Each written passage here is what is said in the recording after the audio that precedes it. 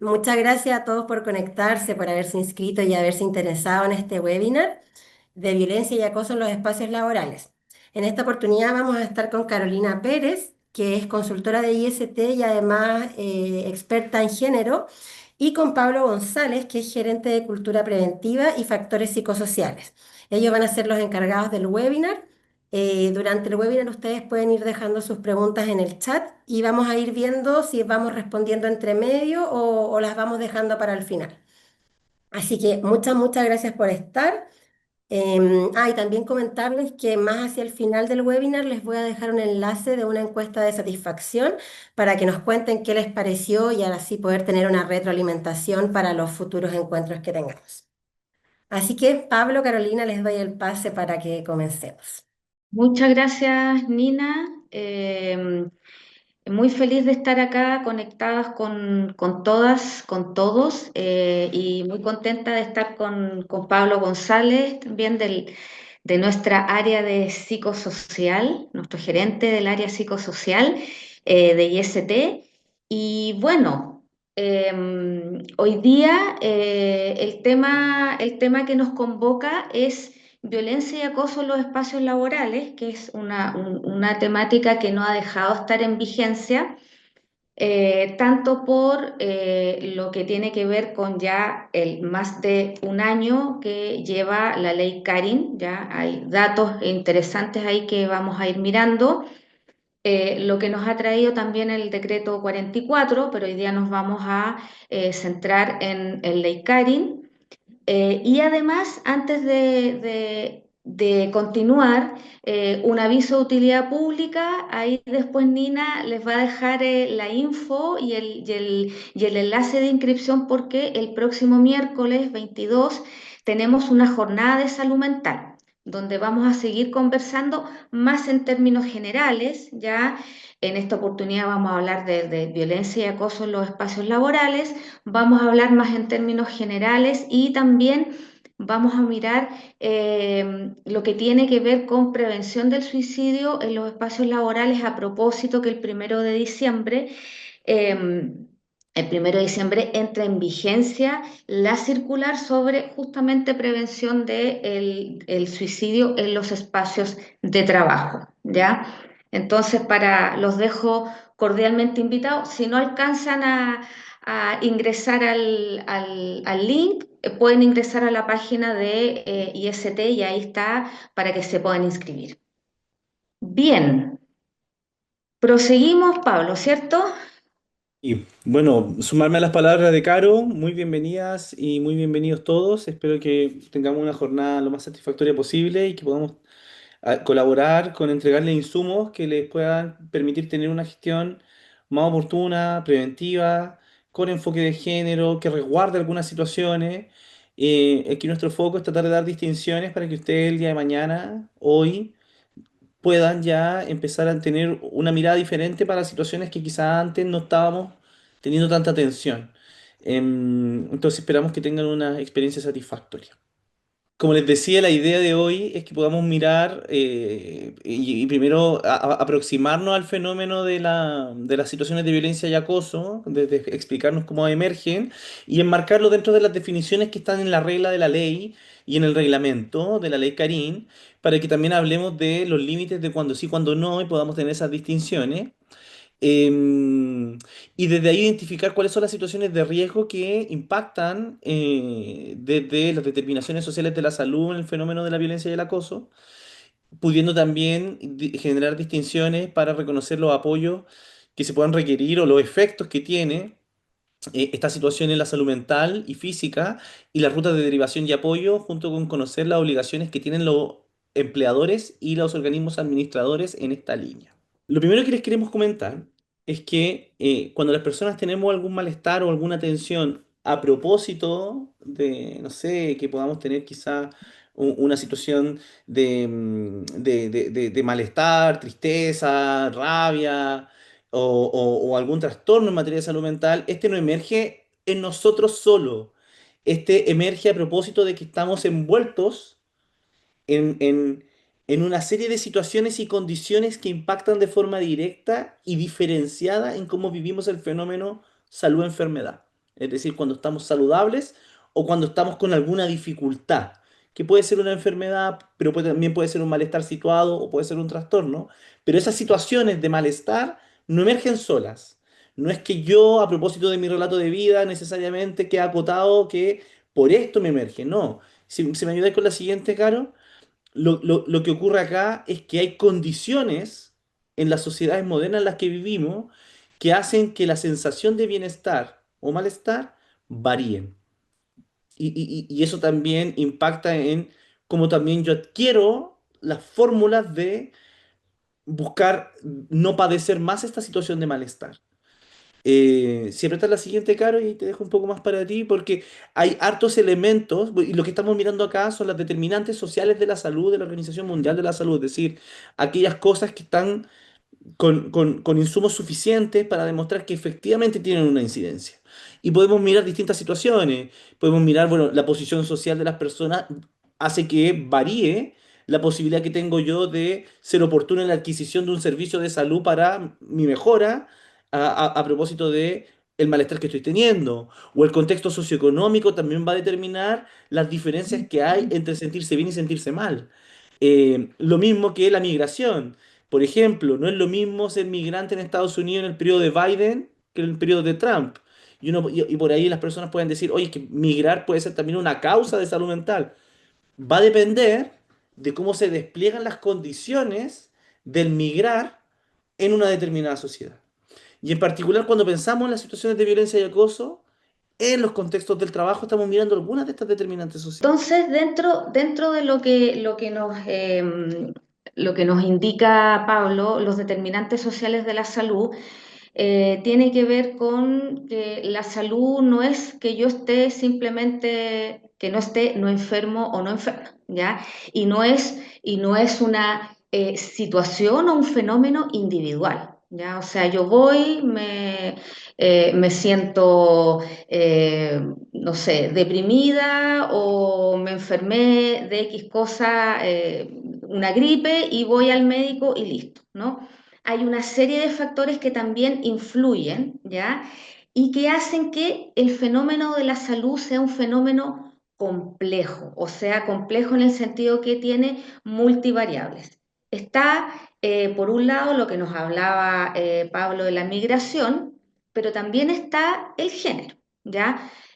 Y lo que tiene que ver con un concepto bastante interesante en los análisis que se pueden hacer incluso cuando ustedes, por ejemplo, hacen las matrices de riesgo, los mapas de riesgo, miran la diversidad que hay en el caso que ustedes sean empleadores o que están a cargo de esta labor, miran la diversidad que hay en una organización y a través de la mirada de la transversalidad. Por ejemplo, es distinto ser hombre o mujer, por ejemplo, si nos vamos al sexo, ¿no? Hombre o mujer, del punto de vista de lo biológico, ¿ya?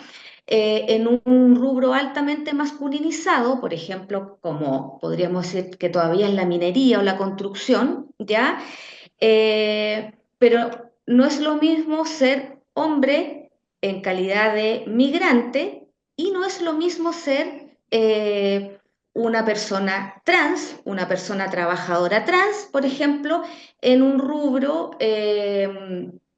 por ejemplo, de la construcción o de la minería, ¿ya? No es lo mismo la posición social y la posición social además tiene que ver con qué posición yo ocupo dentro de esa organización. Soy una persona que toma decisiones, no toma decisiones, estoy en un cargo de mando medio, etcétera. El bagaje cultural que tengo, no. Entonces son todas esas instancias que yo tengo que ir mirando, ¿ya? Y la cultura, por supuesto, que tiene que ver con los modos, los hábitos y las creencias que yo tengo, no solamente la cultura respecto de si soy migrante y vengo desde otro país, por ejemplo. ¿ya? Y los hábitos de trabajo en el país desde que yo migro son distintos, ¿ya? O se entienden esas creencias o esos hábitos de distintas formas, ¿ya? Y por supuesto, y por supuesto el empleo, ¿ya? Un determinante social de la salud importantísimo es en qué, si estoy con empleo o no estoy empleo, en qué rubro me desempeño, si es una pequeña, mediana o gran empresa, qué condiciones de empleo tengo, etcétera, etcétera. ¿Ya? Entonces todo eso va configurando una serie de factores. No sé si se me olvida algo, Pablo. Solo mencionarles que después vamos a ahondar en dos de estas determinantes sociales que explican el fenómeno de la violencia y el acoso en el trabajo, que es, por un lado, la cultura, y vamos a juntar los factores psicosociales del empleo. Y vamos a mirar tres campos que inciden de forma directa en cómo emergen las situaciones de violencia y acoso. Porque, de nuevo, solo para ir redondeando, las cosas no ocurren per se, sino que Mm, ocurren a propósito de que están estas creencias y están estas valoraciones y están estas diferencias de valoración. Y que no es lo mismo las distintas configuraciones que tenemos como personas que pueden explicar nuestras distintas sensaciones o cómo las condiciones estructurales explican que nos emerja una sensación de malestar. exacto. Por ejemplo, si vamos a más puntualmente a las culturas organizacionales, si yo estoy en una cultura organizacional desde un liderazgo más desde lo patriarcal, por ejemplo, si es que se está más habituado, acostumbrado o naturalizado, por ejemplo, ciertos tipos de trato, ¿ya? O si al contrario hay un tipo de liderazgo que sea modelador de una cultura, por ejemplo, de respeto. Ya, va por ahí. Entonces, avanzando, Y desde ¿qué ahí entendemos? resulta Sí, eso. Desde ahí resulta relevante cuando pensamos en cuál es la sensación de malestar, cuál es la sensación o qué es la definición de salud mental. Claro. ¿y qué entendemos por salud mental? Es un estado de bienestar en que la persona es consciente de sus propias capacidades, puede afrontar las tensiones normales de la vida y trabajar de forma productiva y hacer una contribución a su comunidad, ¿ya? O sea, no es la ausencia de enfermedad, ¿ya? Porque también yo puedo estar viviendo un proceso, por ejemplo, de duelo, ¿ya? Y pueden haber condiciones en las cuales a mí me propicien, ¿ya? Que yo tenga una mejoría, por ejemplo. Ya tengo un espacio de trabajo en el cual me apoye, tengo acceso eh, a terapia, acceso a salud en general, ¿ya? Y esto se veía como un proceso y que es, por así decirlo, una pausa, ¿ya? A eso se refiere afrontar las tensiones normales de la vida. O sea, puede ocurrir, no es que no exista, no es la ausencia de, por así decirlo, del malestar o de alguna dificultad en torno a la salud mental. Ya, es bastante más complejo y además, esta es la mirada que nosotros desde IST planteamos, ¿ya? Como la salud en general, salud mental, salud física, ¿ya? Y que tiene que ver con esto que mencionan acá del bienestar, ¿ya?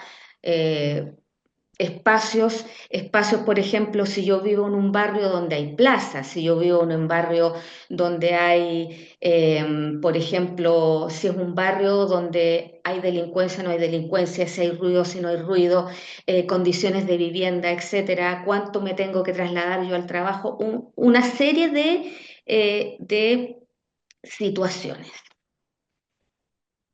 Y Y aquí, bueno, y aquí vamos, adelante. eso vamos derivando un poquito como haciendo una bajada. Este es como un diagrama que explica un poquito cómo estas determinantes sociales de la salud inciden en esta sensación de bienestar y malestar, y por lo tanto tenemos como un sistema macro, todo lo que está en el orden del contexto socioeconómico y político, el gobierno, de nuevo, o sea, pensemos cómo a distintas personas le hace variar diferente el cambio de administración en Estados Unidos para efectos de la migración. Es como un ejemplo, o sea, uno podría decir, no, pero el gobierno o quien está de turno en el gobierno a mí no me afecta.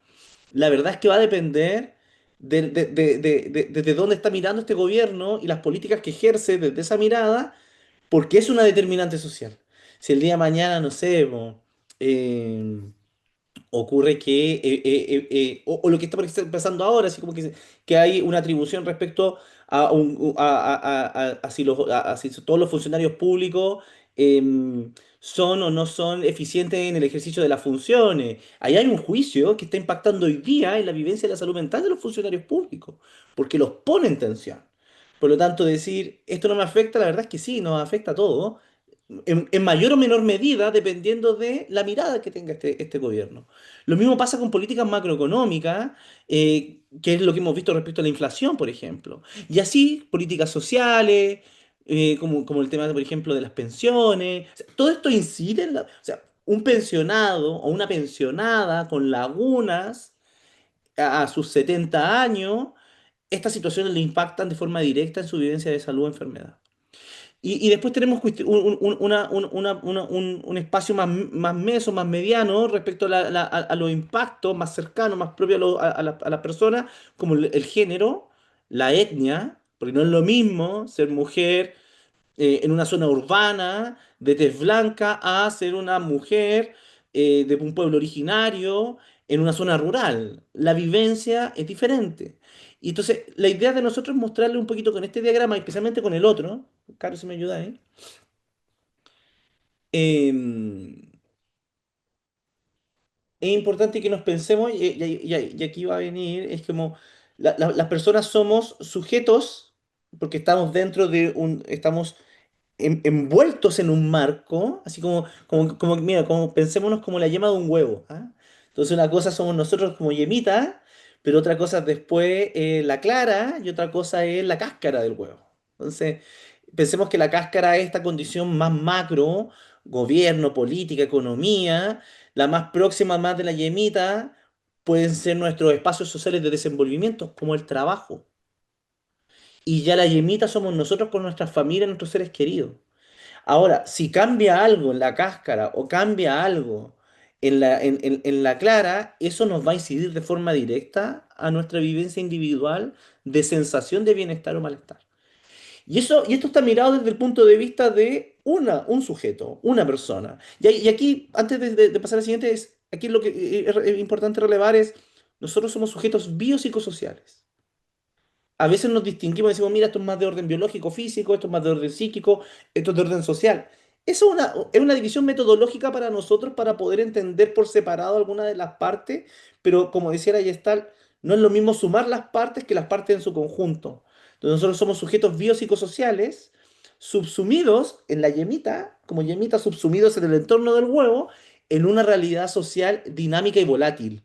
Y lo dinámico, puntualmente pensando, en la velocidad que tiene el tiempo moderno a propósito de los dispositivos tecnológicos, que hicieron que la sensación del avance del tiempo sea más abrupto y volátil porque a veces puede que venga un cambio en un orden, en un lugar, en una latitud distinta y el ordenamiento y la sensación cambia.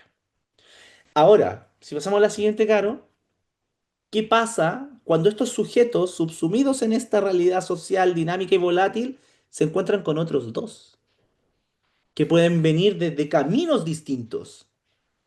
Y ahí ocurren interacciones diferentes que impactan porque las yemitas ya se empiezan a superponer. Y ahí pueden haber situaciones de regocijo o de confort, pero también de tensión. Pensemos ahora en un lugar de trabajo. Si me ayudáis, claro, con la siguiente, en un lugar de trabajo como pudiese ser una oficina. Y ya estamos hablando de un lugar de trabajo de 32 personas. O sea, ahora, ¿cuáles son las probabilidades de que estas interacciones sean satisfactorias como que incidan negativamente en la sensación de bienestar en salud mental? Si pasamos a la siguiente, Caro, ¿y qué pasa cuando ya no somos solo 32 en este lugar? ¿Qué pasa si somos 200 o 1000 o 1500? ¿Y qué pasa si esto está ahora mapeado en un mapa de centro de trabajo? Uno logra mirar ahí pensando que ahí estamos envueltos en la determinante social del trabajo, por lo tanto estamos emplazados en un lugar territorial donde ocurren interacciones. Esta es una oficina municipal, entonces ustedes pueden apreciar de que hay una sala de espera, hay una atención ciudadana, hay oficina de parte, recursos humanos y hay personas que son propias del lugar. Entonces, yo probablemente, como que por ejemplo con la Caro llevamos ya 8 años, entramos juntos al ICT, ¿te acordás, Caro?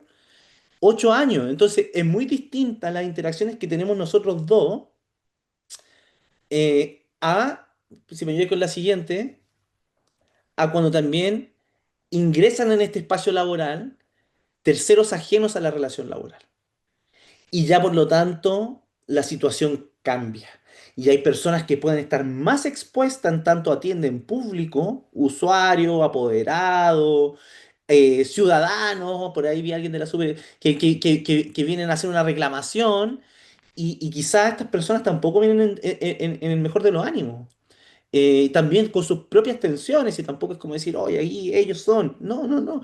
Todos tenemos tensiones propias de la vida, y lo importante es como mirar la complejidad que hay en un espacio laboral que tenemos muy naturalizado, pero donde intervienen distintas personas que podemos conocer de larga data y por lo tanto podemos hacer atribuciones lo más precisas posible respecto a si están molestos o no están molestos, si tenemos un conflicto o no, porque podemos conversarlo, porque nos conocemos, pero ¿qué pasa cuando hay un tercero ajeno?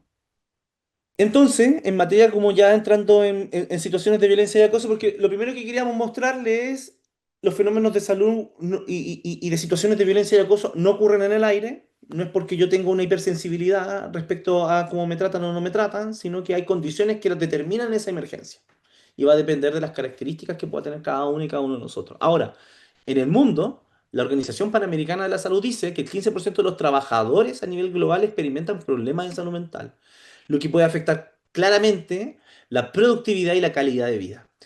A su vez, la OIT señala que América Latina tiene niveles preocupantes de violencia en el trabajo, afectando a 1 de cada 3 trabajadores y trabajadoras. Y que además, estas situaciones de violencia en el trabajo, pensando en sus efectos, genera pérdidas del 4% del Producto Interno Bruto mundial. Eso quiere decir, ¿y eso en qué se traduce? En cuando las personas tienen una licencia médica y hay Mm. días perdidos. Y eso significan costos. Entonces, claro, se traduce en costos económicos. Y la Comisión Europea, para efectos de esta mirada global, estima que los costos totales de problemas de salud mental superan el 4% del PIB de 27 países de la Unión Europea y el Reino Unido, lo que equivale a más de 600 mil millones de euros. Entonces, estamos hablando de que las situaciones de violencia en el trabajo tienen un impacto no solo también en las personas, en los grupos, en las organizaciones, sino también a escala social, a escala global.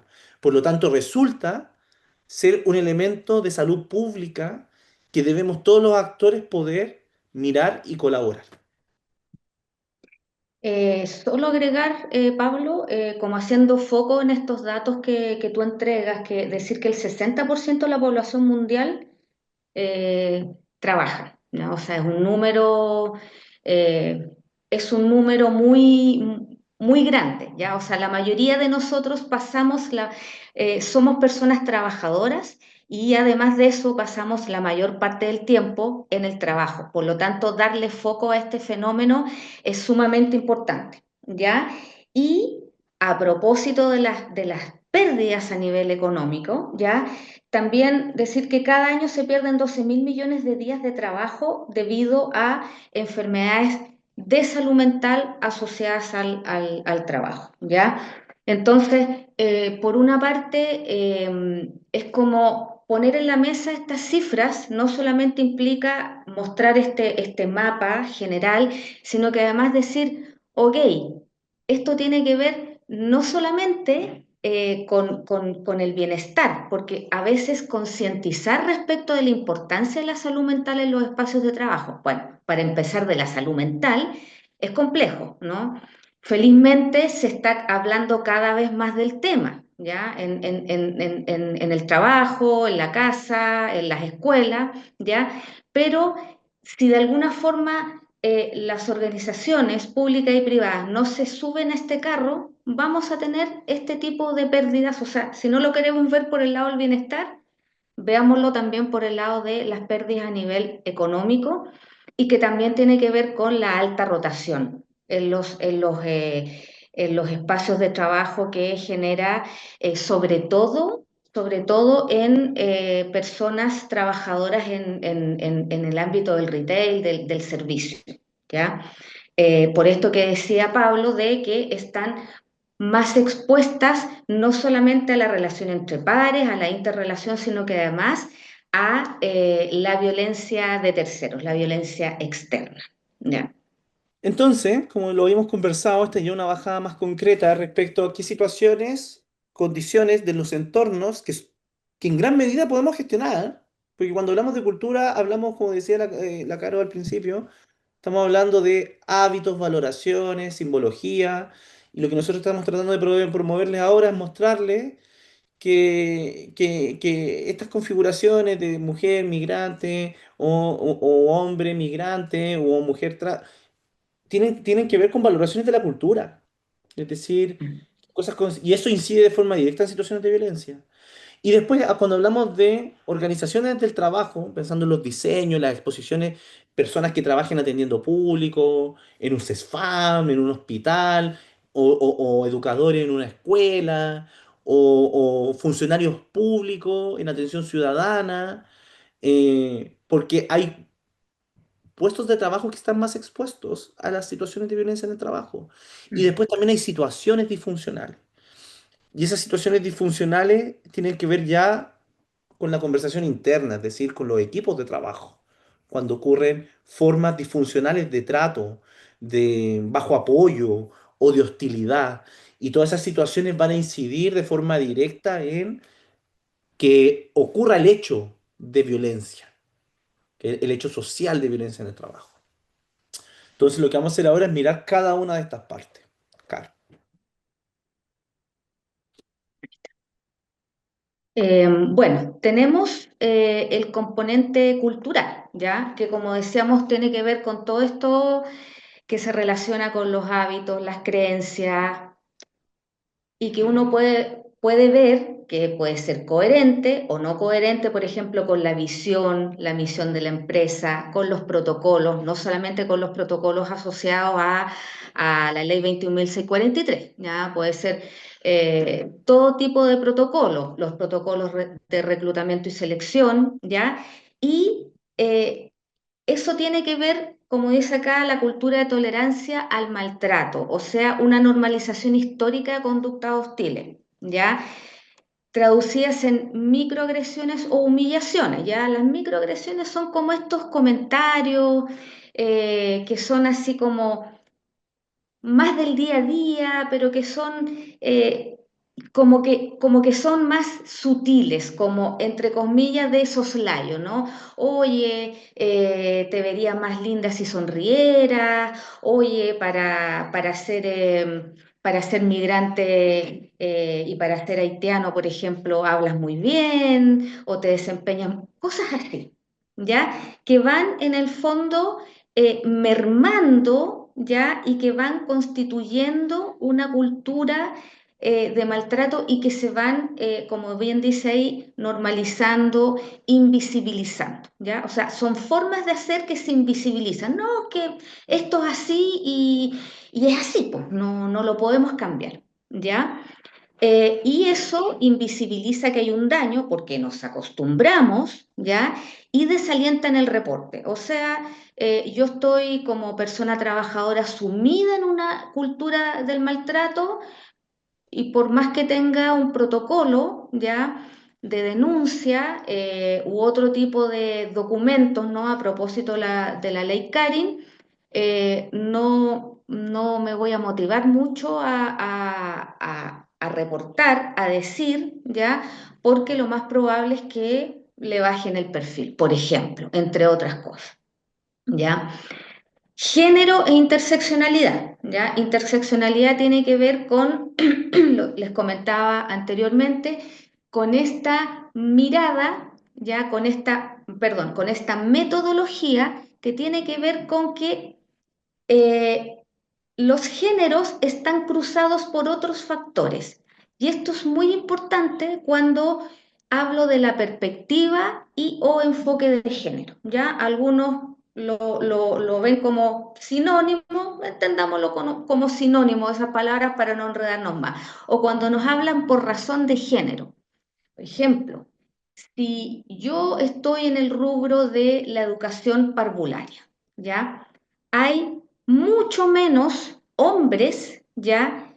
Que trabajen como educadores de párvulos. Entonces, ¿qué medidas con razón de género o con perspectiva de género voy a tener yo para evitar ciertas discriminaciones? Ah, no, pero es que tú eres hombre, entonces tú no puedes estar, qué sé yo, con los lactantes porque los hombres no saben cambiar pañales. Estoy dando un ejemplo así muy general, porque es un rubro altamente feminizado, ¿ya? Estoy dando ejemplos para ambos lados. O en culturas de trabajo como la minería, ¿ya?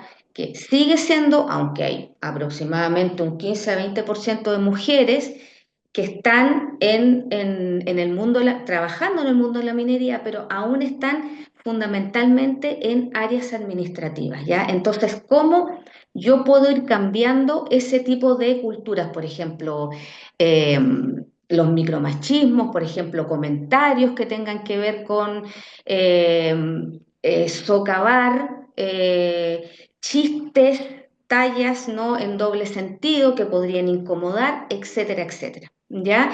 Y por supuesto no es lo mismo, como decía Pablo, una mujer blanca de cierto estrato social, ya que no sea migrante, a una mujer que sí sea migrante y que viva en un estrato social distinto, ¿ya?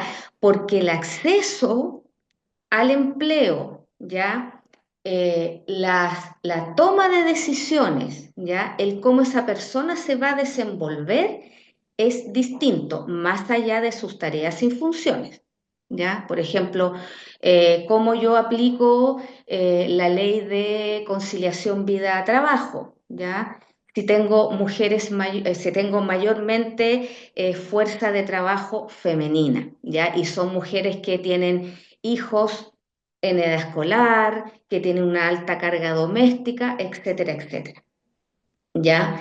Fricción social en servicios públicos, interfaces sensibles con ciudadanía, salud, educación, administrador público, donde convergen malestar social y expectativas, la interacción intensa con usuarios, ya, por ejemplo, en un CEFAM, en un hospital, por ejemplo, cuando escuchamos en las noticias estas situaciones muy violentas que suceden, por ejemplo, con bandas narco que ingresan al Hospital del Pino, que quieren, qué sé yo, quitar a un paciente para llevárselo, que son situaciones de alta complejidad desde el punto de vista de la violencia. Entran armados, qué pasa ahí con el personal de la salud que atiende, con el personal que está en los mesones de atención, etcétera, ¿ya?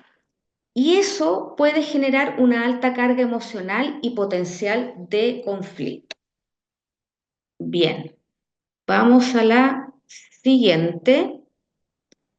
Y la organización del trabajo. ¿Ya? Alta demanda y tiempos de espera. ¿Qué ocurre? Cómo yo gestiono, ¿no? En los pics de atención, ¿ya? Yo sé que en la mañana en un CEFAM está la mayor cantidad de horas de atención. ¿Ya? No tengo la cantidad suficiente, por ejemplo, de personas trabajadoras en los mesones de atención. ¿Ya? Los pics de atención que se generan colas, presión temporal que elevan la atención a usuarios y entre equipos, o estos picos temporales en el retail, por ejemplo, ¿ya? En épocas del año, Navidad, por ejemplo, ¿ya? El Día de la Mamá.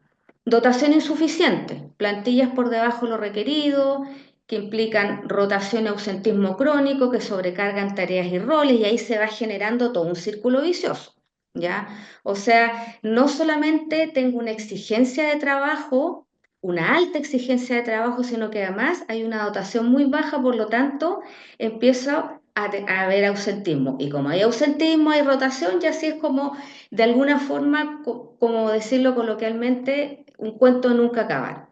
Los turnos críticos o los nocturnos, ¿ya? En los nocturnos puede haber, por supuesto, fatiga, menor supervisión, recursos limitados en jornadas externas o nocturnas, y además todas las consecuencias a nivel de la salud física y mental por el hecho de ser, por ejemplo, un turno nocturno, que pasa con, por ejemplo, con los guardias, ¿ya? Con los guardias que trabajan mayoritariamente turnos nocturnos de 12 horas, O ¿ya? por ejemplo, las personas que trabajan en hospitales. de alta Las personas, complejidad. por ejemplo, un servicio de urgencia, ¿ya? Pensemos servicio de urgencia en el hospital, en el Sótero del Río, por ejemplo, ¿ya? Y, por ejemplo, y este PIC estacional, por ejemplo, ¿qué pasa en un turno durante y post Año Nuevo, durante las fiestas patrias, ¿ya? O todo lo que vimos durante la pandemia, el nivel de carga laboral, emocional asociado a eso. Ambigüedad del rol y tarea, responsabilidades difusas, un día tengo que hacer esto, otro día lo otro, en realidad no sé qué tengo que hacer, no hay una programación, metas contradictorias o me dan indicaciones o órdenes de distintos lados, etcétera. ¿Ya? Porque tiene que ver ahí con un espacio de trabajo que se torna como, por así decirlo, ambivalente. ¿Ya? Y por otro lado, baja autonomía que desencadena fricción. O sea, yo sé lo que tengo que hacer, pero si no pido permiso, por así decirlo, para cada tarea que tengo que hacer, y no me permiten tomar una decisión, por más mínima que sea, eso también genera una fricción y una tensión. Y que muchas veces está asociado a liderazgos más bien autoritarios. ¿Ya?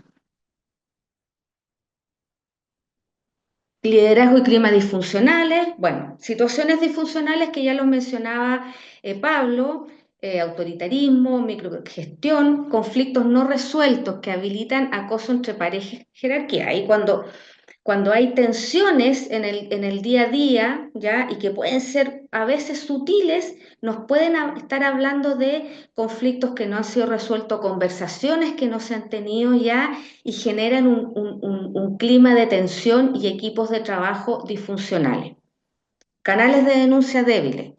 No hay un protocolo claro, temor a represalias, por lo tanto, mejor no denuncio. Subregistros que perpetúan ciclos de victimización. ¿Ya? Esto, no, ¿para qué lo voy a registrar si esto no vale la pena? No, eso, digamos, una jefatura podría ponerse en esa postura, ¿ya? Diseño físico y seguridad inmediato. Importante, todo lo que tiene que ver con la estructura física. Punto ciego, ¿ya? Falta de botones de pánico. Entra una turba a un hospital, y está sola o están solos o solas las personas en el mesón de atención, no tienen a quién tocar un botón, el guardia no sabe, o las salidas, aglomeraciones, hacinamiento en el día a día del equipo.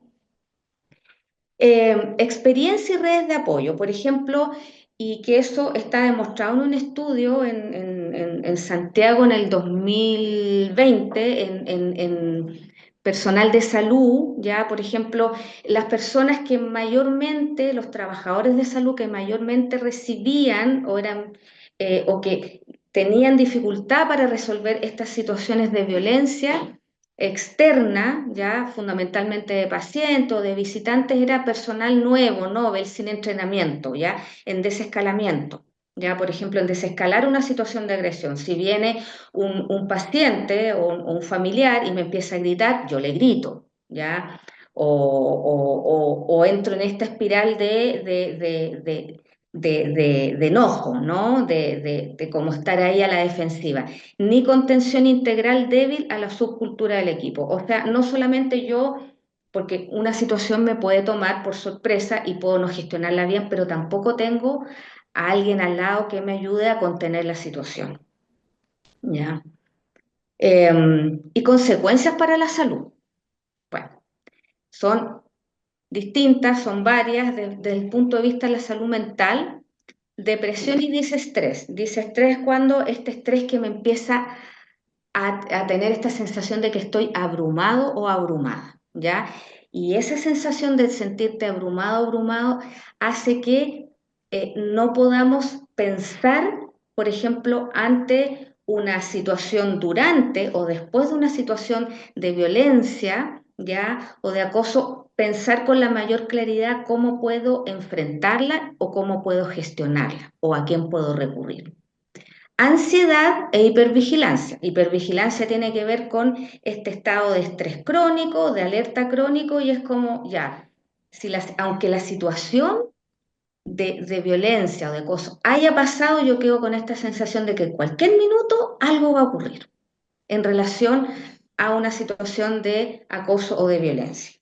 En consecuencia, insomnio, sueño no reparador, pesadilla, generalmente la persona reedita, ¿ya?, esta situación vivida.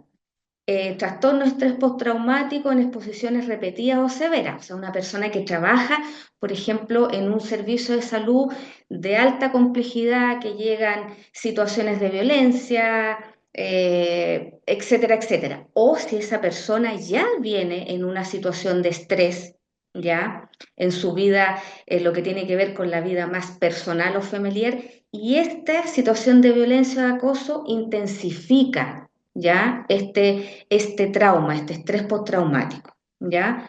Burnout, agotamiento o despersonalización, o sea, es como que yo, como que me divido, me disocio, como se dice en términos clínicos, para que esta situación de acoso o de violencia no me afecte, ¿ya? Y el riesgo suicida es muy importante, y por algo tenemos ahora en el 1 de diciembre la entrada en vigencia de la circular de prevención del suicidio, ¿ya? O sea, no nos olvidemos del caso de Karin Salgado, que da de nombre a la ley Karin, y todas las situaciones que vivió y que la llevaron a, digamos, a quitarse la vida, ¿ya?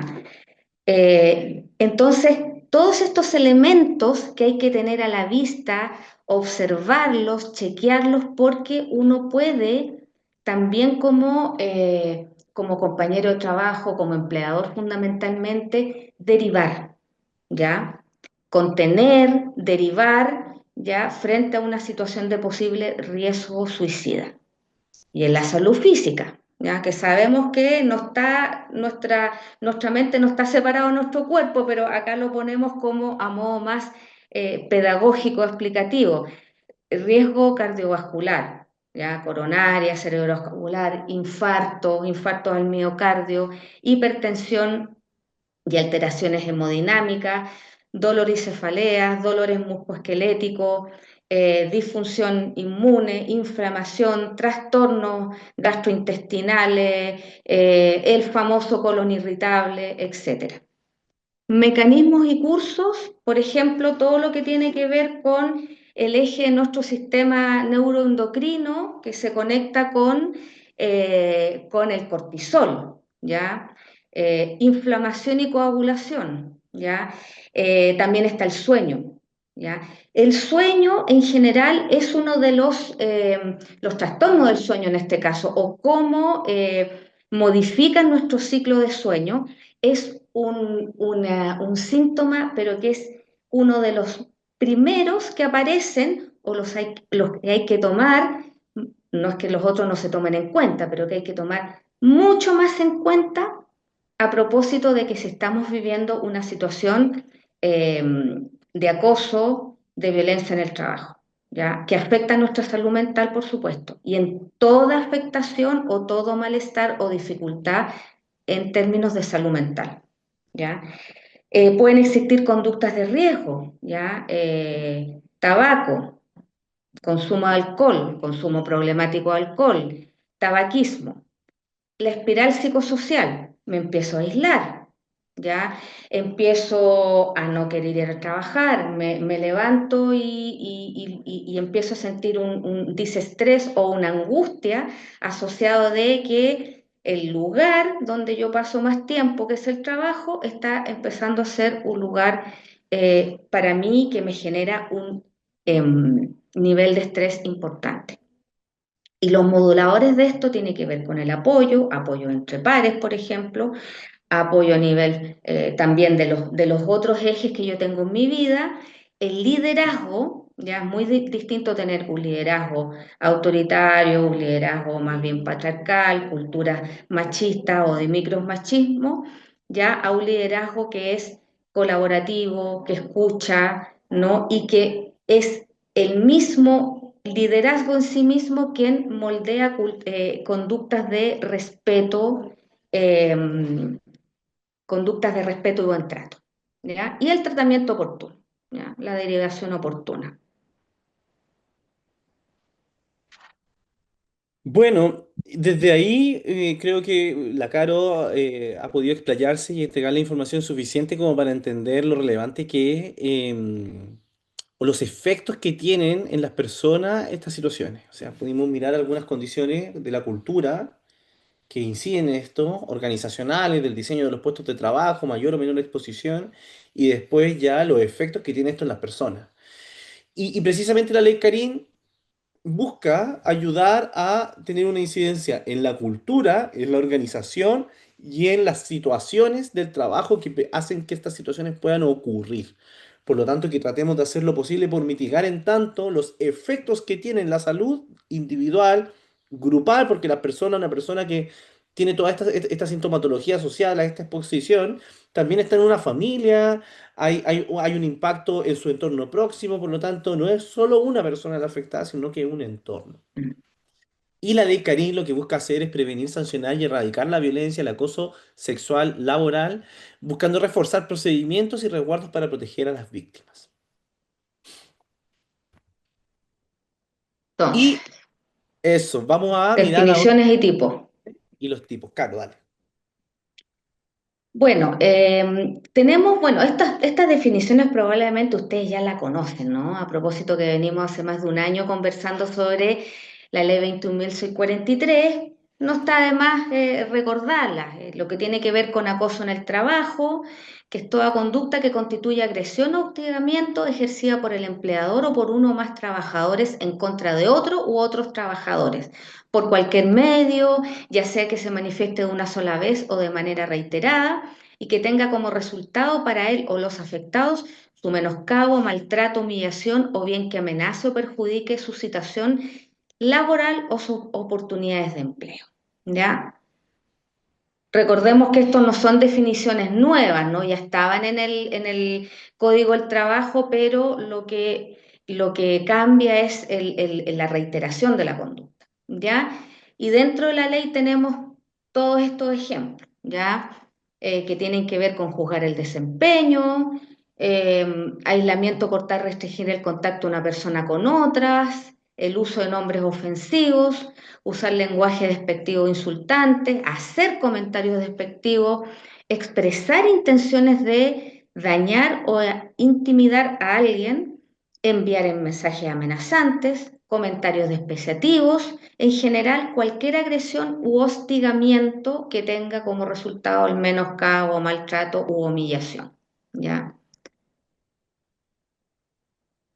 Em, Acoso sexual, ya también no cambia mucho respecto de lo que nos dice el Código del Trabajo, es que una persona realice en forma indebida por cualquier medio requerimientos de carácter sexual no consentidos por quien los recibe y que amenace o perjudique en su situación laboral o oportunidades en el empleo, ¿ya? Ahí como que el apellido es el mismo, situación laboral o oportunidades en el empleo, y acá también tenemos algunos ejemplos: enviar mensajes o imágenes sexualmente explícitas, ofrecer recompensa o beneficio a cambio de favores sexuales o amenazar, presionar a alguien que realice una actividad sexual en contra de su voluntad, contacto, comportamiento sexual no deseado o no consensuado, y en general, tal cual decía anteriormente, cualquier requerimiento para sexual no consentido por la persona que los recibe. Importante recordar que, a diferencia de lo que teníamos antes, agrega el concepto de violencia de trabajo, y es aquella ejercida por terceros ajenos a la relación laboral, ¿ya? Por ejemplo, que afectan a los trabajadores, por ejemplo, los clientes, proveedores, usuarios, ¿ya? Porque la evidencia, no solo en Chile, sino que en el mundo también, habla de que sobre todo los trabajadores y trabajadoras de la salud están muy expuestos a este tipo de violencia y que las consecuencias a nivel de la salud mental son importantes, ¿ya? Y lo importante de ser incluido en una ley es que hay un protocolo, porque uno de los mayores peros, ¿ya?, que había al no estar dentro de una normativa, por así decirlo, no había un protocolo. Entonces ocurrían situaciones de violencia de terceros, por ejemplo, en personal de salud, y no habían en el fondo protocolos para gestionar esto. ¿Ya? ¿Quién recibe esto? ¿Qué se hace? ¿Ya? O cómo me apoyan a mí que he sido, digamos, víctima de violencia externa o violencia de tercero. Y hay una ampliación también de las conductas de constitutivas de discriminación, ¿ya? Son las distinciones, exclusiones o preferencias basadas en motivos de raza, color, sexo, maternidad, lactancia materna, amamantamiento, edad, estado civil, sindicación, religión, opinión, nacionalidad, etcétera, ¿ya? Por eso también es importante hacer mención a la circular de diversidad sexogenérica, ¿ya? Ahí se pone como un apellido a la discriminación de género. Vamos a los datos. Pablo, no sé si tú tendrás algo más que agregar. No, vamos a los datos. Vamos a los datos. Miren, nosotros ahora ya nos quedan 3 minutos para las 5, entonces como para ir redondeando, darle relevancia ahora al asunto. Fíjense, estos son los datos de esta revista esta revista que publicó la Dirección del Trabajo hace muy poco, donde empezó a revisar el perfil de las personas que denuncian situaciones de acoso y violencia en el trabajo en los primeros meses de implementación, y esto considera algunos meses hasta de este mismo año, 2025, este primer semestre. Entonces, primero mostrar cómo hay una consistencia permanente del dato, es decir, hay una exposición similar, que si bien tuvo una alza entre 2010 y 2012, particularmente para las situaciones de acoso sexual, ya para el año 2016 tuvo una alza importante. Y fíjense cómo disminuye durante el contexto de la pandemia. ¿Qué significa? Porque claro, o sea, uno diría, claro, porque estuvimos más encerrados. Entonces, es ahí la relevancia de cuando nosotros interactuamos con otros y cómo la interacción generan estas situaciones. Y por lo tanto, cuando hablamos de las situaciones y la organización del trabajo, y bueno, y la cultura también, impacta de forma concreta en que aparezcan estas situaciones. Si vamos a la siguiente. A propósito de ya la ley Karim, que ya tenemos más de un año con ella, contarles que hay una diferencia de género en términos de la exposición para las situaciones de violencia y acoso laboral y acoso sexual en general. Por lo tanto, esta idea de la determinante social de género para efectos del empleo es, aquí está reflejado en lo real que se transforma. Y es por eso que tenemos hoy día un decreto supremo 44, una política nacional de seguridad y salud en el trabajo que incorpora el enfoque de género en la gestión preventiva, Mm. porque hay una exposición diferenciada. Hay personas que, dadas sus características, están más expuestas.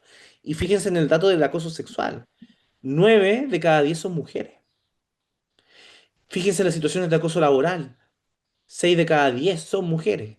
Y situaciones de violencia en el trabajo, 6 de cada 10. Y ahí es importante pensar, o sea, hoy día, por ejemplo, el 51% de la población económicamente activa e independiente de la ley 16744, que rondan los 7.900.000 personas, Mm. el 51% de esa población está en el área de servicio. Y el área de servicio tiene una caracterización de que está más feminizada que otras actividades económicas.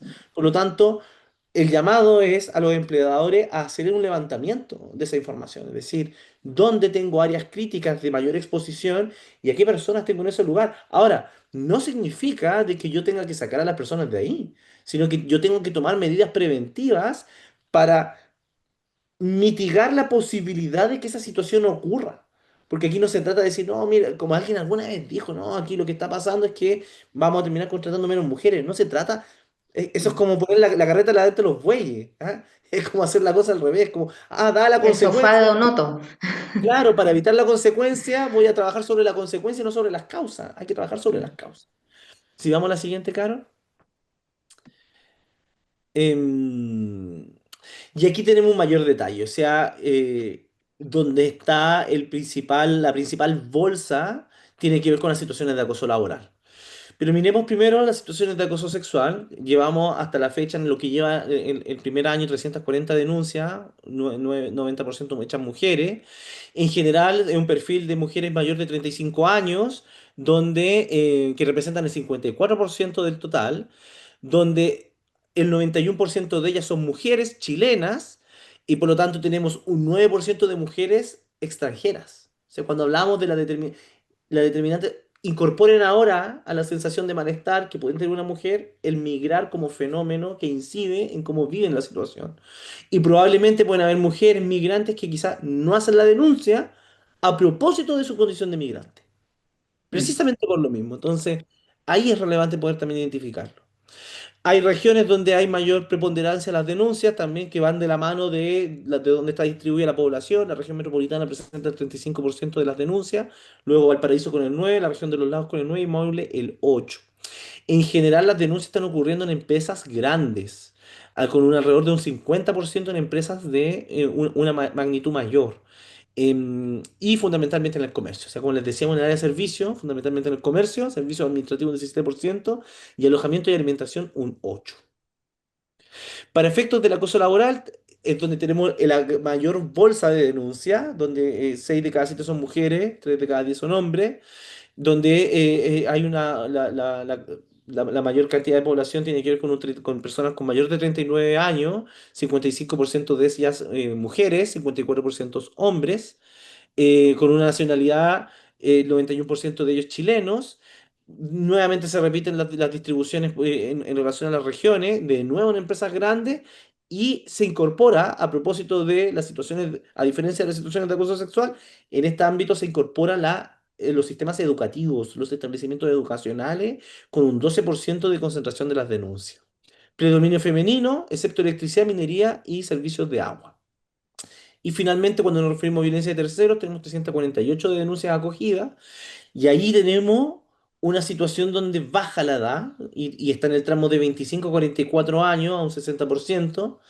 Nacionalidad, mujeres chilenas a un 90%, un 10% consistente con lo anterior, que son extranjeras, hombres 91%, nuevamente la región metropolitana los concentra.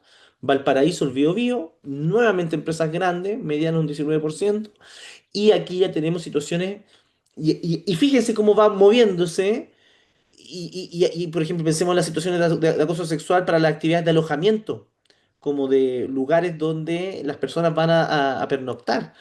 Y fíjense aquí cómo se incorpora en la violencia de terceros, eh, ya la enseñanza con un 17%.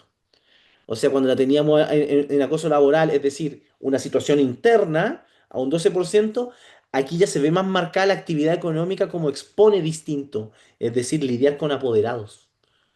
Yo creo que ahí está fundamentalmente esa Mm. situación que queda denunciada. El servicio administrativo con un 11 y una alta participación femenina en la enseñanza. Claro, vamos a la siguiente. Bien, rápidamente, Sí, porque estamos porque pasados 5 minutos. claro, acá tenemos, lo hemos hecho por niveles, ¿no? Y en el fondo, ¿cuáles son las obligaciones? Ya sabemos que las obligaciones del empleador ya y cada empresa pública, privada, independiente del tamaño, debe tener con los protocolos y la prevención, ya con perspectiva de género. Ya eso implica identificar los riesgos psicosociales y con objetivos medibles, ya eso es muy importante. Recepción y resguardo inmediato, admitir denuncias por escrito o verbal, ya, y todas las medidas que se puedan tomar, la atención psicológica temprana, investigación y plazos, medidas y sanciones, ya a nivel de obligaciones del empleador. Obligaciones de nosotros perdón, Como eh, mutualidad. como mutualidad, ¿ya? Asistencia técnica y apoyo, por ejemplo, esto es también es parte del apoyo que nosotros vamos entregando, ¿ya? Con enfoque de género, por supuesto. La atención psicológica temprana, apoyo, lo que fue en su minuto elaboración de protocolo, asesoría permanente, vigilancia, planes y capacidades, transparencia y reporte, todo lo que como mutualidad podemos reportar a la suceso, ¿ya? Recomendaciones para la prevención es un poco a modo de resumen de lo que estuvimos hablando, cultura de respeto, establecer políticas claras y políticas claras no solamente de las políticas, en los protocolos de prevención de acoso sexual, laboral y violencia en el trabajo, sino que sea la organización en su globalidad, visión, misión, reclutamiento y selección que tenga que ver o vaya en pro de la cultura del respeto, la no discriminación, promoción de la cultura del respeto y buen trato, capacitar y sensibilizar en forma permanente. Esto es un trabajo que no termina. Por ejemplo, también realizar diagnósticos, encuestas de clima, ya que nos puede dar no solamente, por ejemplo, quedarnos con, por ejemplo, la aplicación del CLSM, canales seguros y confidenciales, existencia de un liderazgo que fomente el buen trato, ¿ya? Que sea modelador de ese buen trato, ¿ya? O sea, un liderazgo coherente en ese sentido. Ofrecer apoyo a quienes han sido víctimas de situaciones de acoso y violencia, ¿ya? Políticas específicas contra el acoso sexual y la violencia de género, capacitando al personal en estas áreas y sobre todo diversidades sexogenéricas, ¿ya? Y para eso también está la circular que entró en vigencia en agosto. Otro punto importante y que teníamos que ver con lo estructural, ya, por ejemplo, identificar ya, pero en lo que tiene que ver con los espacios aledaños a los centros de trabajo, colaboración a nivel comunitario, identificar con las policías los espacios de riesgo, las inmediaciones al lugar de trabajo. Redes de apoyo, ya, por ejemplo, eh, apoyo entre empresas y organizaciones, por ejemplo, de experiencias y buenas prácticas y estrategias de prevención en violencia laboral. Eso. Y Fantástico. muchísimas Mira, gracias por haberse conectado. hay algunas preguntas que me Ujú. gustaría poder recoger. Lo primero, por ejemplo, ahí Fernando Villegas dice, ¿cuál es nuestro rol desde convivencia en estos casos? Somos los encargados de llevar la activación del protocolo, pero el caso debe ser abordado por el sostenedor. El empleador es el que tiene la responsabilidad de, en el caso de que la persona haga la denuncia con el empleador, de llevar adelante la investigación o derivársela de la dirección del trabajo. Convivencia escolar puede colaborar en promover de que las personas hagan las denuncias, pero si las denuncias no están hechas, la verdad es que no se toman como decisiones por oficio. Si desde nuestros lugares somos facilitadores de proceso, en buena hora.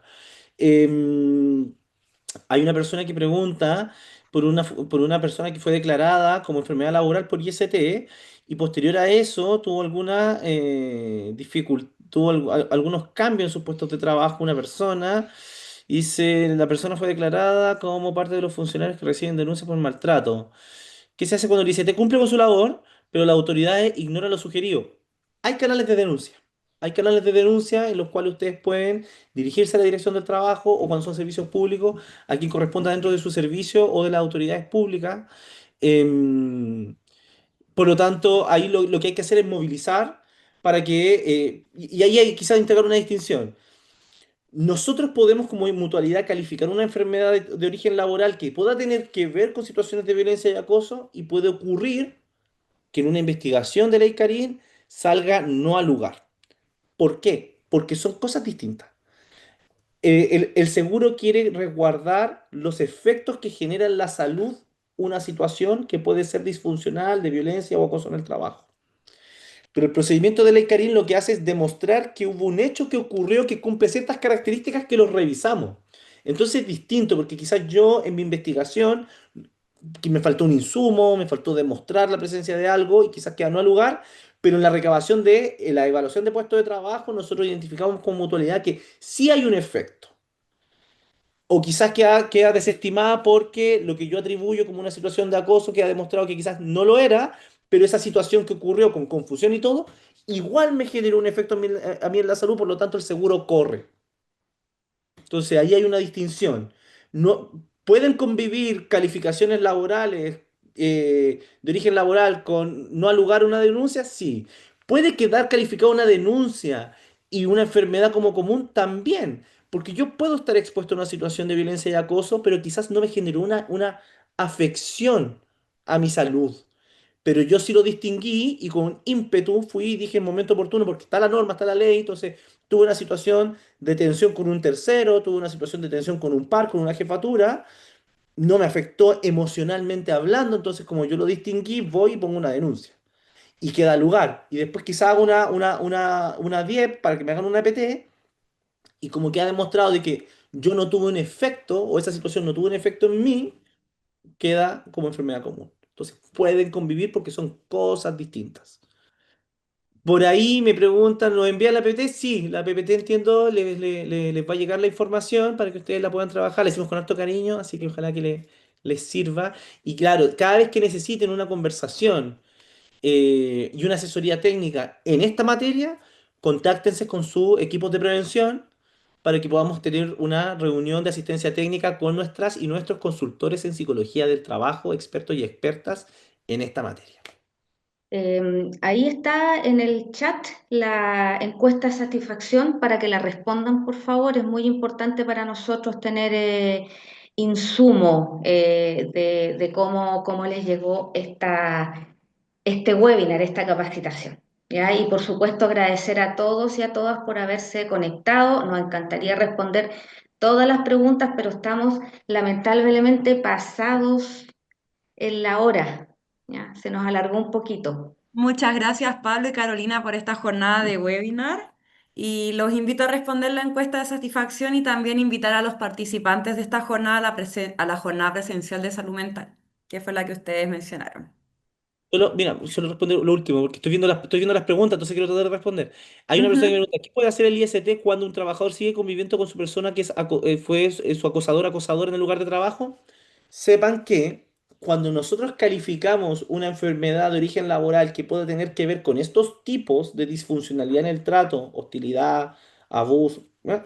Nuestra primera prescripción como mutualidad es modifique el puesto de trabajo del agente de riesgo o agresor o agresora para cesar la exposición de quien ha quedado demostrado es víctima de esta situación. Ese cumplimiento tiene una fecha máxima de cumplirse a 90 días.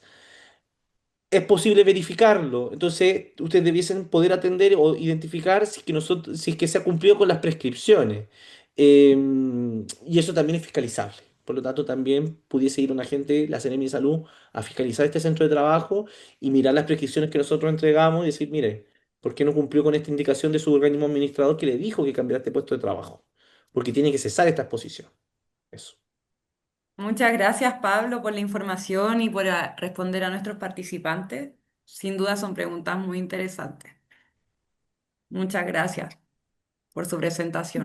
Todos juntos cuidándonos. IST, tu mutualidad.